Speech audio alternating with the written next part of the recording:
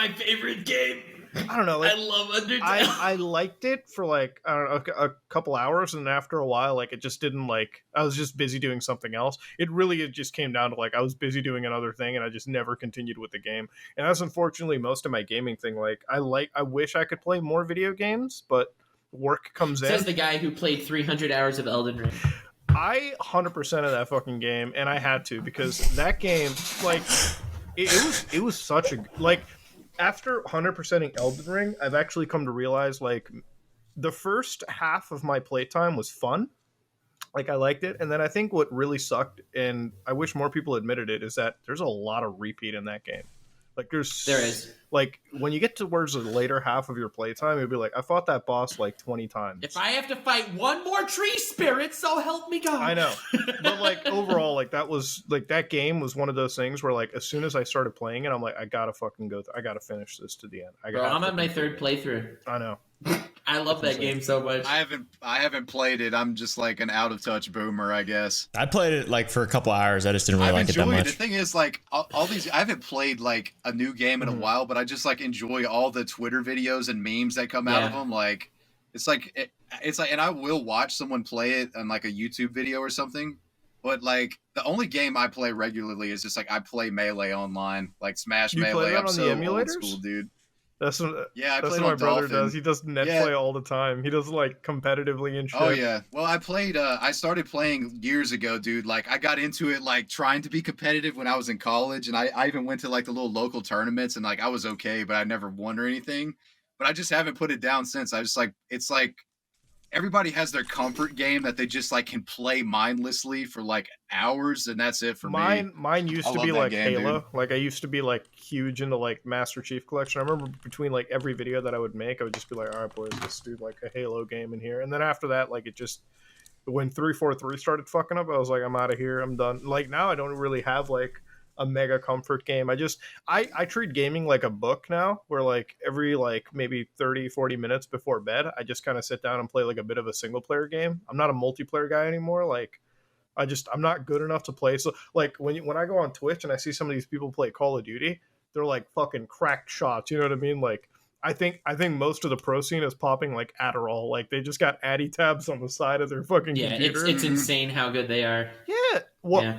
I know. I played Apex for a while. Like, a lot of that was my comfort game. Like, oh, you're in a business meeting. I'll play Apex while we, just like at the same time, right? But again, it's such a time sponge, because like, you get to diamond and then the season ends and you're like silver, and it's like yeah, it's like all that work for you nothing. Have to grind again.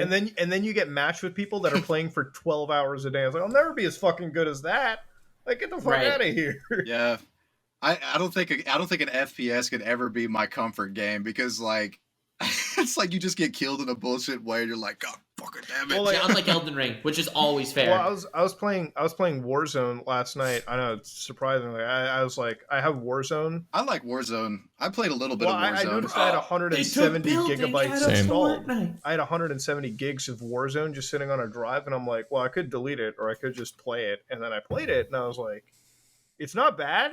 But then, like, after a while, I started getting paired with, like, fucking Adderall popping, like, kids. And they were just like, I get headshot across the city. I'm like, all right, that's some bullshit. And then the problem is with that game is, like, so a lot of people are switching to, like, AI-based hacks. So I don't know how... So, like, it used to be that when you were hacking in a video game, they were directly modifying memory, right? So there's ways that you can counteract it. But some of the hacks these days... And I had a YouTube video in the works. I don't know if I can release it, because you can actually get age restricted if you like promote hacking in video games or in general. Mm-hmm. But a lot of them use AI based hacks. So it's like they literally it's almost undetectable, because what they do is they like screen capture and like they correct your mouse, and the game and the anti cheat can't necessarily detect it.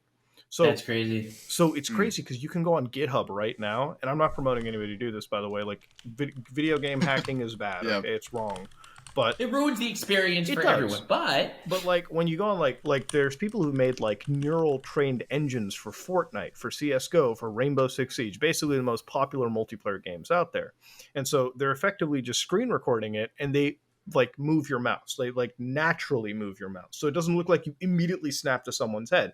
It's That's like crazy. It's really good aim assist. Like when you play on a controller, like you know how like great aim assist, right? Like it's almost like you're fucking hacking. That's what you get with a PC, and it's like it's so dead on good that like if you were to sit down and detect it, it's almost impossible. Like I was watching, I don't know if you guys know that YouTuber Basically Homeless. He does a lot of Rainbow Six Siege content. No.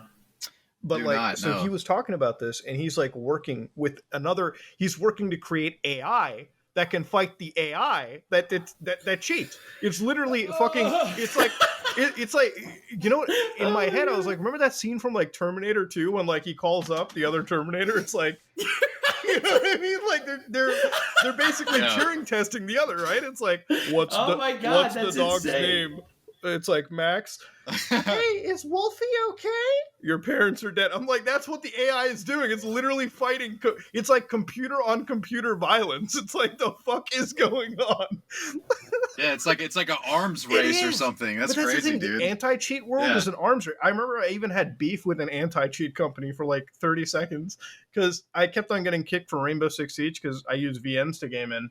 And I wasn't hacking, but obviously it's a method you can use to hack. And BattleEye was giving me shit. I was like, okay, first off, fuck you assholes. And second of all, I'm like, that's when I learned, I'm like, anti-cheating in video game, it is a complete arms race. Because it's like, the margin is so razor thin between what is a hack and what isn't that it's like, there is a bit of a conspiracy. I'm going to have my Alex Jones moment. I'm going to say that like the only reason these companies don't work really hard is because when they get contracted by Activision, by all these big companies, it's like for them it's beneficial if like they can say, oh, we banned 1 million hackers. Well, okay, you might have had like 50% of them false positive, but we don't fucking care. We just want to report a number. That's what I usually think.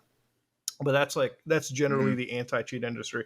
I found it so interesting that in the last like year, it went from like the old school ways of hacking video games to like we're using literal AI to hack. And AI, like again, a lot of the modern day graphic cards that we use have like AI cores built onto them. So it's like everyone just has like a neural engine that's like even with hacking circles, they're like collaborating neural engine data to create even more stronger hacks. So it's just like, the fuck am I living in?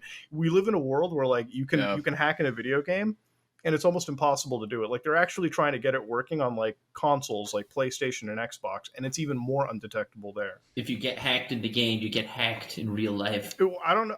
I don't think we're too far from that. AI stuff is getting wild. Like, have you seen those the AI voice bots that have been coming out where it like you can just basically, if you have like 10 minutes of someone talking, they can just create like a pretty accurate voice. You know, like I've seen them with those things are scary. I've seen it's funny, like one that I think is funny, Destiny, the streamer that got banned from Twitch recently, he has one that imitates Vosh for like donation sounds. Wait, for real? Yeah. It's like That's he has one funny. that does Vosh, dude. It's crazy. Like you can make them for anything. Well, yeah, I mean, I was actually one thing that I was trying to do, and I didn't have enough clean samples because you need a lot of clean like voice samples for it. When I was making that Chris Chan video, I wanted to like, so I didn't believe at the time that the whole like mom fucking thing was true. You know what I mean? Like I was like, that's extreme. I almost thought that somebody faked his voice because I'm like, I'm really paranoid like that. Like I know you can fake voice and like webcam data, right? Like you can, face like, what is that shit that they call like, what is that? Deep fakes or whatever? Deep fake, yeah. Like you can deep fake audio. And I was like, did they do that? And then I looked into like AI like modeling and I'm like, dude, it's so scary easy how like with just, again, like you said, 10 minutes, honestly, it could be 5 minutes of clean audio data and you could just start like faking people's sentences.